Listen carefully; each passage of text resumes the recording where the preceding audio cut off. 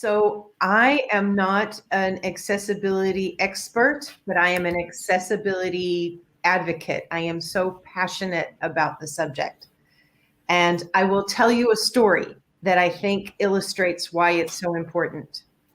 I work with online volunteers, and I have done this since the 90s, since some of the audience before they were born, probably. I work with people who are down the street or around the world, and they volunteer with me with the nonprofits I work with. I had been working with a woman for about 3 months online. She had been doing research projects for me. She was in Seattle. I was in Texas. She was amazing. I had never met her. I had never seen her. We did all of this via email.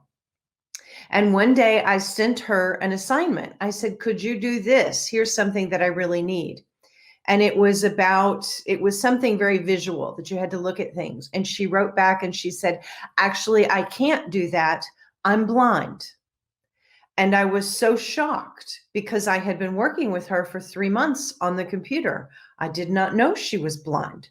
I had no idea that she was blind. She was this amazing volunteer.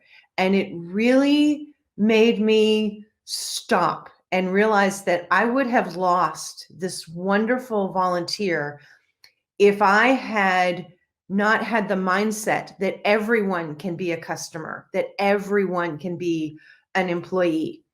And I also didn't realize it at the time, but my website was accessible for people with disabilities. People who were blind could access it. People who were deaf could access it. And I had transcriptions for all the videos. I did not even know I was doing something that was a thing, that was accessibility.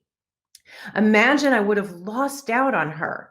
And it's changed me forever. And I will always be an accessible advocate. And I have to ask you, how many customers do you turn away because your website or your app isn't accessible for people with disabilities? I will tell you another story. When smartphones started becoming prevalent, we all need this smartphone. Oh my goodness, we need this. And this is how many people access the web. When this started to become very popular, many companies scrambled to make their websites accessible for this, not just a computer. But many companies did not have to do anything at all. They did not have to redesign their websites. They didn't have to do anything. Why? Because they had made their websites accessible for people with disabilities. And all of those tools were used to develop this. And so those organizations that had made their websites accessible for people who don't have hands and use a special device on their head that helps them surf the web, that had made their websites accessible for people who were partially blind or completely blind. All of those companies did not have to do anything at all because their websites were already accessible on this, because they had made it accessible for people with disabilities and all the different tools that they use.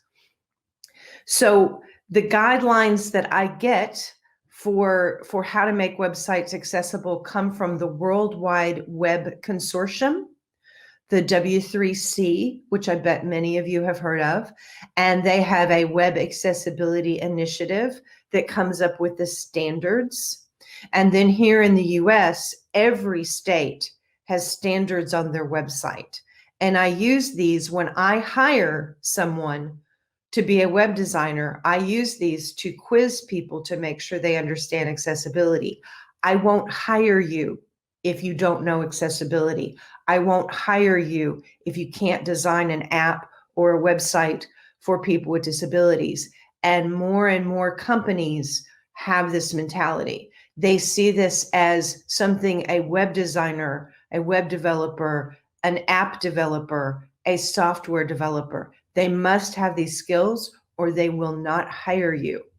And if you have these skills, your resume goes to the top of the list. Your company goes to the top of the stack because they know that you have these skills. I want to give you more examples of what accessibility is. Have you ever been in a bar or a restaurant and there's been a TV on and you can't hear it because everybody's eating and talking and doing whatever, but there are closed captioning on the bottom, especially during sports events. And you get to see everything, you get to read what everybody is saying. Isn't that wonderful? Well, that wasn't developed for you. That wasn't created for the restaurant. That is not a technology that was created for you. It was created for people who can't hear. And yet you are benefiting from it. That's what assistive technology is like. You benefit from it, even though it was developed for somebody who can't hear. Or have you ever turned on captioning when you're watching a video? Because I turn on captioning because I speak a little Spanish and it helps me learn Spanish. Wasn't created for me to learn Spanish. It was created for people who can't hear. Yet I use it for this other thing. And very often that's what happens when you make something accessible. You make it better for everybody. Have you ever been in a car and you ask your smartphone, where is the library on blah, blah, blah street? And your phone tells you where the library is on that street. That is assistive technology. It was developed for people who are blind to be able to surf the internet, but you are using it. So again, this is how making something accessible benefits everybody, welcomes more customers, welcomes more staff. It really is, it's very silly not to make something accessible. Why would you leave people out? So you may be thinking, well, people with disabilities, there's not that many people. I don't have any customers that have disabilities. And I will tell you, you do. You have many, but they don't, when you interact with them, they're not saying, hi, I'm a person with disabilities. I am blind. They are interacting with you as a customer, just like me. I don't tell you that I wear glasses. I don't tell you about any of my problems. I'm just a customer and I want to buy your product.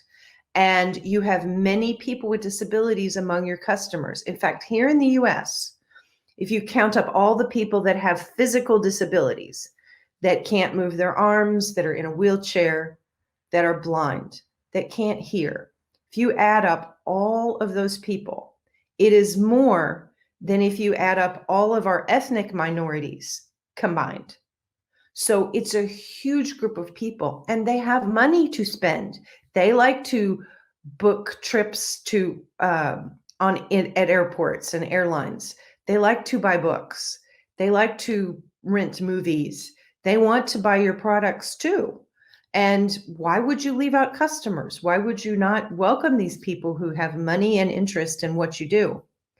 So just to tell you very briefly what accessibility is on a website, it's this simple.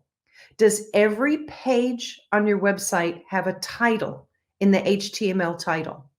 That is a very important accessibility feature for instance, people who are blind, to help them to surf the web.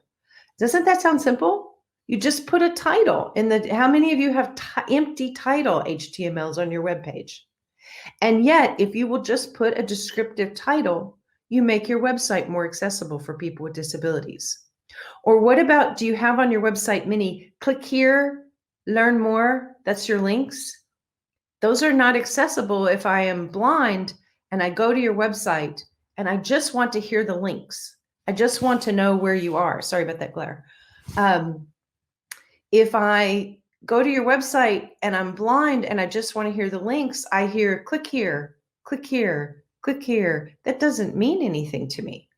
But if you make those descriptive links, if you say directions to our company or list of our staff, then I can hear those links and I know which one to click on.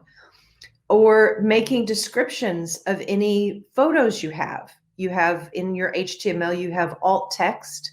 Use that and describe the photo, describe why you're posting that photo.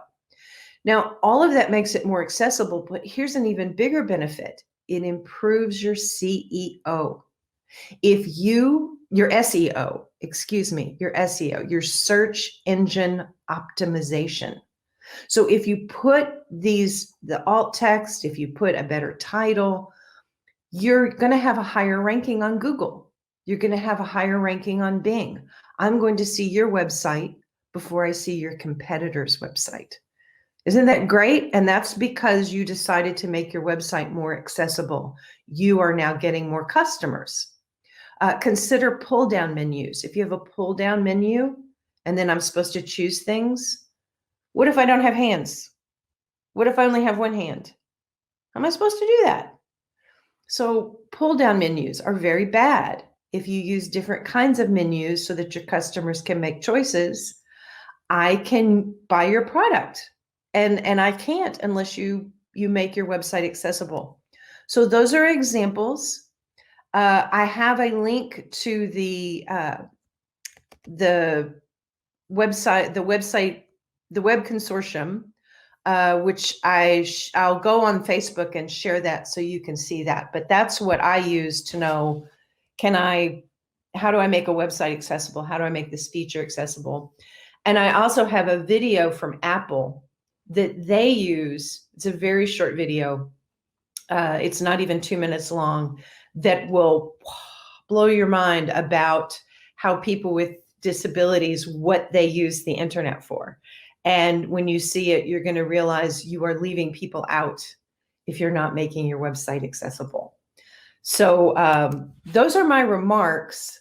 I kind of was all over the place, I know, but I just want to say again, I am not an accessibility expert, but as the person who makes decisions on who we hire and what a website is going to look like, purchasing, accessibility is very high on my list. And if you don't have those skills, you don't get the job. So it's very good for your career. It's very good for your company to learn about accessibility. It's not more expensive. It doesn't increase your cost. It's just a different way of thinking. It's just a different way of designing. You don't design a website the way we did back in the 1990s. Websites are designed differently. This is a different approach. And I cannot emphasize enough how it benefits everybody, not just one group. It absolutely benefits everyone.